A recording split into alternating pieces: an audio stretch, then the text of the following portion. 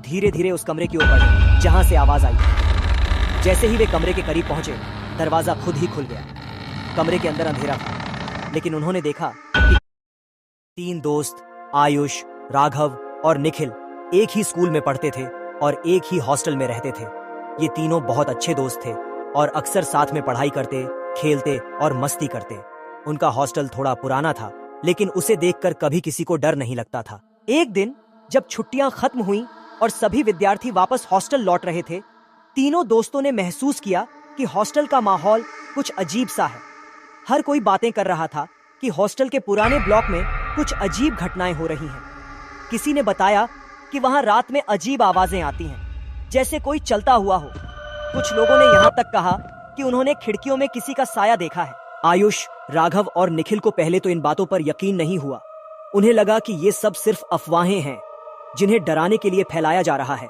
लेकिन उनमें से एक रात जब तीनों अपने कमरे में पढ़ाई कर रहे थे, उन्होंने अचानक पास वाले कमरे से कुछ खटपट की आवाज सुनी। तीनों चौंक उठे। क्या वो आवाज तुम्हें भी सुनाई दी? आयुष ने धीरे से पूछा। राघव ने सिर हिलाया। हाँ, मुझे भी। निखिल ने कहा। चलो देखते हैं क्या है, शायद कोई मजाक कर रहा हो। वे तीनों धीरे धीरे उस कमरे की ओर बढ़े जहां से आवाज आई। जैसे ही वे कमरे के करीब पहुंचे, दरवाजा खुद ही खुल गया। कमरे के अंदर अंधेरा था, लेकिन उन्होंने देखा कि खिड़की के पास कुछ हिल रहा है। उन्हें लगा कि शायद हवा से पर्दा हिल रहा है, लेकिन जैसे ही उन्होंने टॉर्च की रोशनी वहां डाली, उन्होंने देखा कि एक साया खिड़की के पास खड़ा है। तीनों के रोंगटे खड़े हो गए। वह साया धीरे धीरे उनकी ओर बढ़ने लगा। घबराकर वे तीनों उलटे पैर दौड़ पड़े। वे सीढ़ियों से नीचे उतरने लगे, लेकिन नीचे जाते वक्त उन्हें लगा कि सीढ़ियां खत्म ही नहीं हो रही। नीचे पहुंचकर उन्होंने देखा कि हॉल की लाइट्स बार बार जल बुझ रही थी। हर बार जब लाइट्स बुझती, उन्हें महसूस होता कि कोई उनके और करीब आ रहा है। आयुष ने दरवाजे की ओर इशारा किया। वहां चलो, हमें बाहर निकलना होगा। तीनों दोस्तों ने जैसे तैसे दरवाजे तक पहुंचकर उसे खोलने की कोशिश की, लेकिन दरवाजा जाम हो गया था। घबराहट में उन्होंने खिड़की की तरफ देखा, जहां से बाहर निकलने का रास्ता दिख रहा था। वे खिड़की से बाहर कूद गए और तेजी से हॉस्टल से दूर भागने लगे।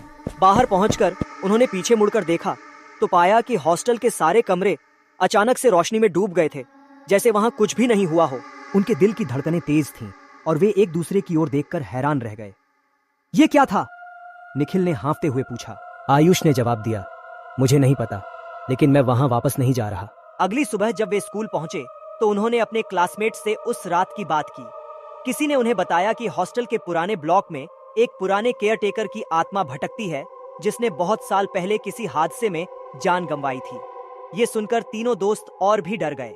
हालांकि उन्होंने फिर कभी उस हॉस्टल में पैर नहीं रखा, लेकिन उस रात की घटनाएं हमेशा उनके जहन में ताजा रहीं। और कभी कभी जब वे अपने नए हॉस्टल में बैठकर उस घटना के बारे में बात करते, तो उन्हें लगता कि शायद वो सब सिर्फ उनकी कल्पना का हिस्सा था।